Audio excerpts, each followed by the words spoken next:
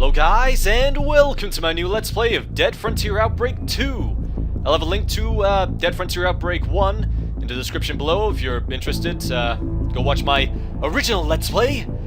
And I'll also have a link to Dead Frontier Outbreak, the game, in the description as well. But without further ado, let's continue onward with Dead Frontier Outbreak. I'll be making all the decisions that I would normally make in an apocalypse if I found myself in the same situation, so let's see how fast I die. Hopefully it won't be decision 1. So let's begin. On June 29th, 2016, our lives changed forever. A virulent man-made virus had been mysteriously released into the population, mutating the infected into ravenous flesh-eating zombies. The outbreak had claimed untold lives, but somehow my wife and I had managed to survive. We escaped the carnage of the cities by driving deep into the countryside, hoping to find relative safety at our parents' farm. When we arrived, we were relieved, not only to find her parents still alive, but with the help of the locals, they had managed to fortify the farm. So that's next year! Next year, guys, zombie apocalypse, I'm calling it. Yep.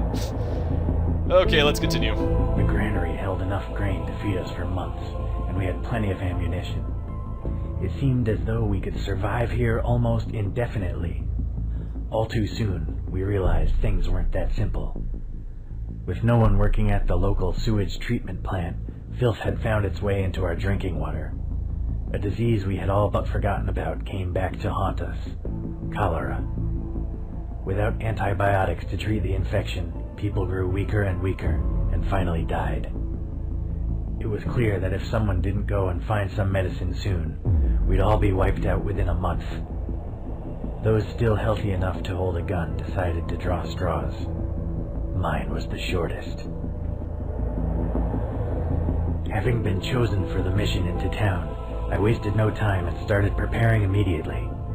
I realized that even decisions that seemed unimportant at the time could make the difference between life and death later on. With that in mind, I headed to my father-in-law's wardrobe and started to think about what I should wear. Okay, so apparently I'm not gonna get killed on decision 1, which is good, you know? And let's put in the shorts and t-shirt on. Will cause the circulation to my brain to get cut off and I die somehow. But I hope that doesn't happen. I will go with camo. Why not? I chose to wear the old man's combat fatigues. I hoped it would make me much harder to spot. I knew that I was heading straight into a meat grinder. Zombies still wandered the streets, devouring any living thing that crossed their path. I knew that confrontation with the infected was inevitable, and so after I got dressed, I headed straight for the armory. Okay, what do I take? This one's actually kind of important, so shotgun, maybe. Hunting rifle, quite long ranged. Would that be useful? Maybe not. Automatic pistol, probably not. We will go... I'm thinking close quarters, let's go shotgun. Have not played this game, by the way, before any of you say this. I have not played this game. I'm just thinking shotgun might be a bit more handy. I took the shotgun, realizing it was easy to use and powerful at both close and medium range. Exactly. Having armed myself, I grabbed a rucksack to carry some additional supplies. It was imperative that I traveled light so I could complete my mission as quickly as possible. My fellow survivors were counting on me getting back with antibiotics as soon as possible, and the risk of being unable to outrun the infected was one I wasn't willing to take. Okay, what do I take? Oh, obviously the crowbar. Before any of you say anything, crowbar. I made my points in the last one, that is, it is multi-purpose. You can bash a zombie skull in, and you can open doors, and crates, and whatever else you want to open with that crowbar. So I am taking the crowbar. Both a useful tool and a deadly weapon, the crowbar seemed like the obvious choice. I was almost ready to leave the safety of the compound. For the first time since arriving, I felt truly afraid. I knew that I may never return from this mission, but if I didn't go, what little remained of my family would be wiped out. I knew my wife was sick, and unless I got her the medicine soon, after all we'd been through, I couldn't let it end like this. Okay, this is very important. Do I say goodbye? Do I just go, it's hard enough, or do I get a drink? Probably not get a drink, honestly. Probably not the best idea. On a sober face for this. I'll say goodbye. I went back inside the house, climbed the stairs to our bedroom, and slowly pushed open the door. My wife lay asleep in bed. She was pale and her body dripped with sweat. She had had a fever for some time, and I knew that without medicine she wouldn't last much longer. I leant over and kissed her gently on the forehead, whispered, "Goodbye, my love," and then silently left the room. As I walked back down the stairs, I swore to myself that I would find the antibiotics she needed or die trying. I took a deep breath and stepped out of the compound into the wasteland beyond. I heard the gate swinging closed, followed by the unmistakable sound of it being securely locked behind me. I started walking and didn't look back. As I began my journey, I realized that I had quite a way to go, and I considered finding alternative transportation. Okay, walk into town, find a bicycle, or hotwire an abandoned car. Cars would get me there pretty fast, so would a bike. And the bike seems like it wouldn't cause a lot of noise, especially since it might set off like a car alarm. I know how this game goes, and it would probably set off some sort of alarm, and then zombies would kill me, because this guy's ridiculously weak, by the way. He tried to pull a zombie out of a car. This is spoilers for, like, the first game. The choice you can make is, like, pull a zombie out the car. And he somehow, every scenario, gets bit by it. So, I'm gonna take that bike. It seems a bit better than walking. I had to walk quite a while before I eventually spotted an old and slightly rusty bicycle sticking out of a hedgerow. It wasn't in very good shape, but it was about rideable, and still a hell of a lot quicker than walking. Unfortunately, just before I reached the outskirts of town, the chain snapped. I would have to continue on foot, but at least I saved myself a lot of time and effort. Oh, thank God. If I was like, unfortunately, it's like, no! He's killed himself somehow! After a couple of hours, I eventually came to the outskirts of town. The place had been pretty run down even before the outbreak, and I had struggled to imagine it being any worse than I remembered. I was wrong. Once the streets had been the home of petty gangs and prostitutes, but now they were littered with decaying, half-eaten corpses. The air was thick with flies, and maggots crawled and squirmed among the bodies. I took a moment to regain my composure, and then pressed on, trying not to notice what I was standing on. As I turned the corner, I saw another man standing some distance down the road. I had no idea if it was a survivor like myself, or one of the infected. No. Okay, no. No, no. Yes, no. Even if it's a survivor, even if it's someone, I'm not gonna call out, "Hey, buddy, how you been? My wife's got cholera back home. What about yours? Oh, she's dead." No, if it's probably a zombie, so I'm not gonna shoot, just it'll draw everyone else in, talk, but draw him in. Crowbar, I mean, he said he's quite a ways away, so sneak past. I couldn't be sure if the man was still human or not, and I didn't want to waste ammo unnecessarily. There were plenty of cars and other debris between us, so I decided to carefully sneak past him instead. He didn't seem to notice me. Good. Having dealt with the situation, I continued on down the street towards a small chemist. To my relief and surprise, the building didn't show any outward signs of having been looted. The door was closed and the glass window was still intact. I glanced around to make sure there were no infected nearby, and then tried the door. It was locked.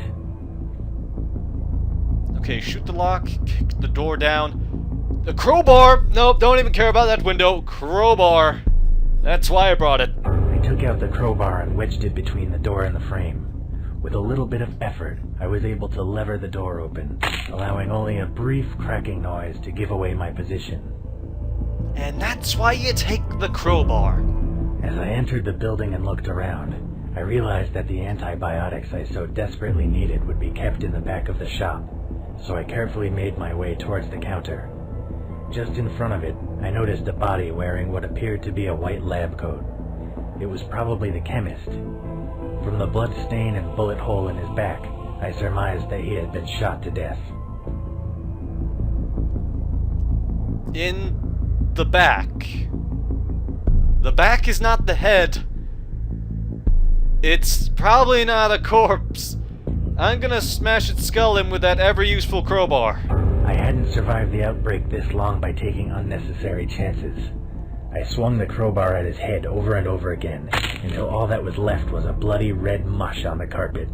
Not even the infected could survive that. As I walked into the back room, my heart sank. While the front of the shop had been left untouched, looters had clearly broken in at the back and taken all the medicine. Most likely, drug addicts in search of a fix. I searched everywhere, but the only thing left was a few tubes of hemorrhoid cream. I made my way back to the front of the shop and realized that my mission was far from over. I wondered if I could find any extra supplies before continuing. I mean, that hemorrhoid cream could come in really handy. What if you get back with the antibiotics? Like, oh no, your wife has got hemorrhoids. Go back. It's like, I just, you know, take what you can. Okay, take some cash. Nope. Okay, first aid kits, extra ammo. First aid kit. Or should I just leave? You know what? The first aid kit is not gonna help. Would it help? Oh, this is actually a tough decision. Extra ammo in a chemist, probably not. And I don't want to be slowed down too much. I'm here for antibiotics. They have not got it. If I break my leg, then I'm an idiot. But that's how I die, then, I guess. Time was of the essence, and I wasn't about to waste any more than I had to. I ignored the shop and headed back outside. I pressed on towards the local mall. It was the only other place in town that I knew for sure had a pharmacy. There may have been other places, but I didn't know where they were, and didn't want to risk getting eaten alive while looking for something that might not exist. As the mall finally came into view, I felt a strange mix of relief and horror. I was now close to my goal, but it seemed that the last few hundred yards would pose an almost insurmountable problem. The plaza in front of the building was infested with zombies, idly wandering in circles and occasionally bumping into each other. As I wondered what to do next, the wind suddenly changed direction, carrying my scent toward the pack of infected. In near perfect unison, the infected sniffed the air and turned to stare directly at me. A split second later, they charged. Okay. Infected are charged at me. I can hide, I can run past them, I can run around the block and try to find another entrance, or I can just start firing at them. No. Hiding will probably get me killed because they just saw me, unless I'm really good, which this guy is definitely not. Run past them? No, probably get grabbed, so I guess the only real option is run around. I knew I didn't stand a chance against the oncoming mob of post-human cannibals, so I turned on my heels and fled as quickly as I could.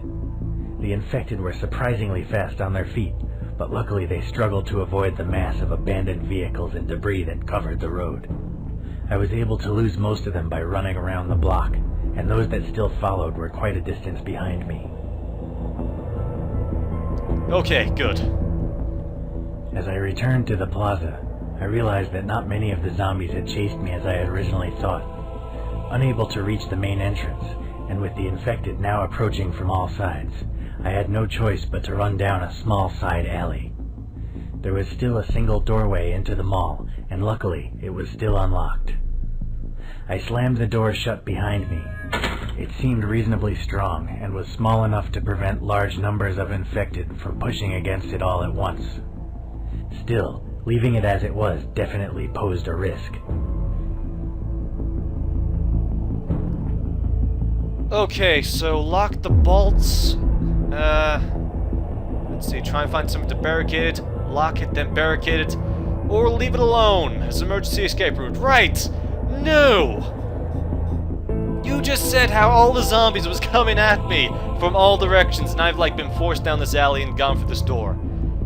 I'm locking it, and then I'm throwing everything I can find in front of this bin. Because I'm gonna need another exit, and this one will pose a threat if I just lock it.